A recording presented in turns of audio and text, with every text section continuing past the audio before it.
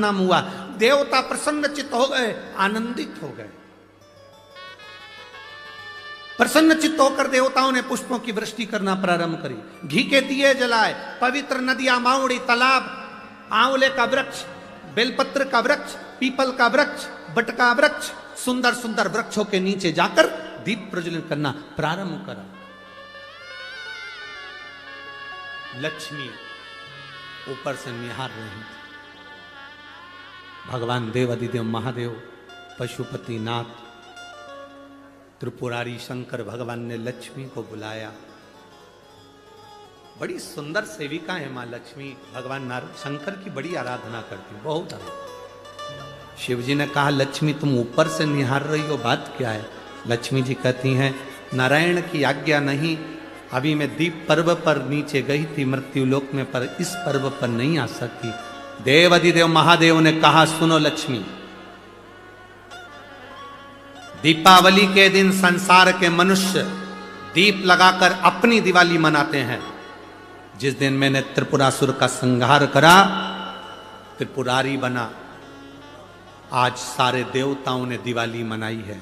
सुनो लक्ष्मी, जिसके दरवाजे पर दीप प्रज्वलित हो, उसी दरवाजे के 5 दीप वृक्ष के नीचे, तालाब, बावड़ी, नदी, कुआं के स्थान पर,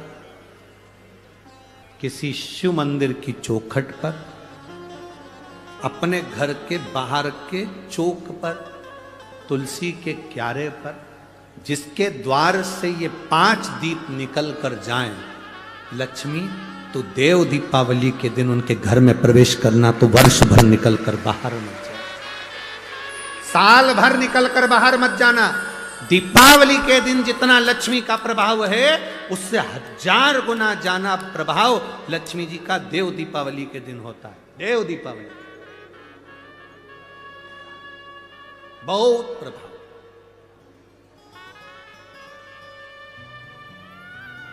जितना आप कर सकते हो देव दीपावली के दिन प्रयास करो। एक पान के पत्ते पर भी अगर तुमने एक बूंद शहद का भी भोग लगाया लक्ष्मी को, उसका फल मिलता। एक फूल के ऊपर भी शहद का भाग लगकर एक शंकर को चढ़ाया तो उसका फल मिलता है।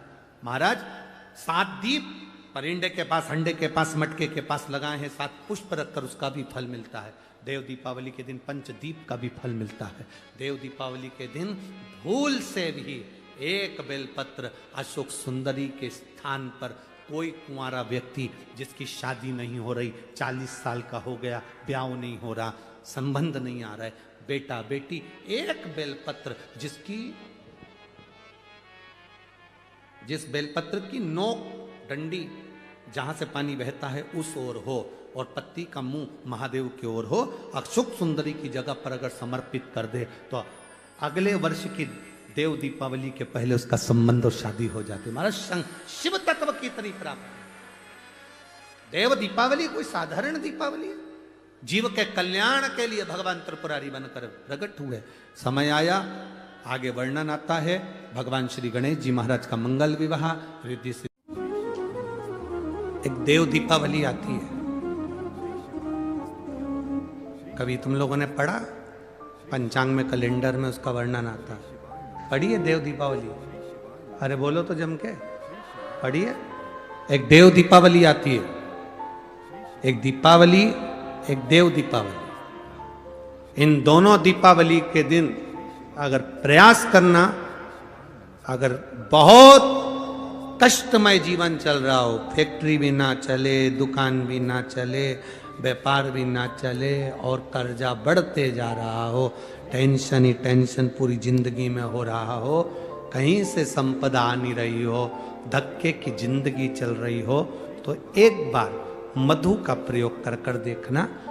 महालक्ष्मी की अगर पूजन कर रहे हो देव दीपावली पर या दीपावली पर, तो पान के पत्ते पर एक शहद की बिंदी रखकर लक्ष्मी जी को भोग लगाइए और शंकर जी के मंदिर में उसी दीपावली को या देव दीपावली पर शंकर भगवान के शिवलिंग पर एक पत्ते पर या पुष्प पर एक बूंद शहद लगाकर शिव जी को समर्पित कर कर देखिए।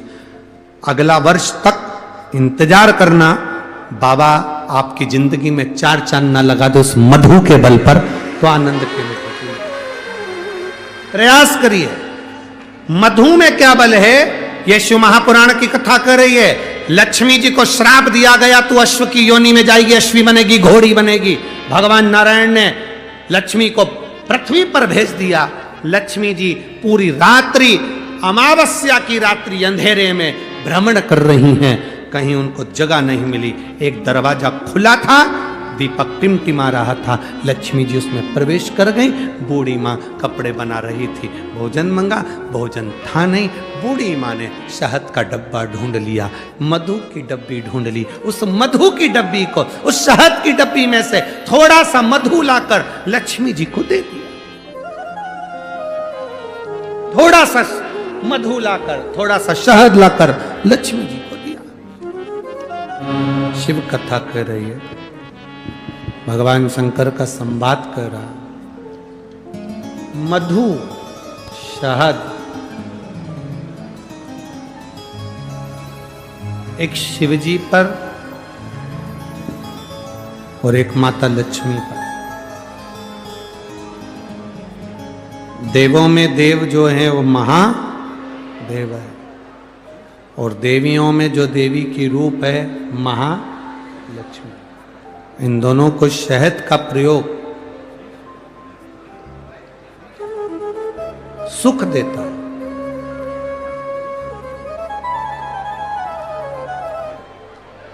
एक बूंद शहद,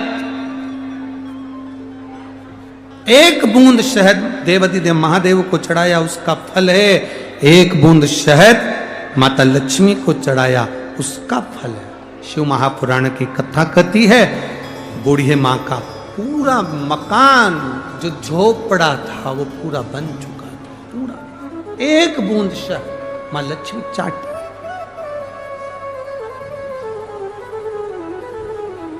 हम निवेदन करेंगे, कभी अगर योग लगे और कभी आपको ऐसा लगे कि मेरे घर में बहुत ज्यादा मात्रा में क्लेश रहता है,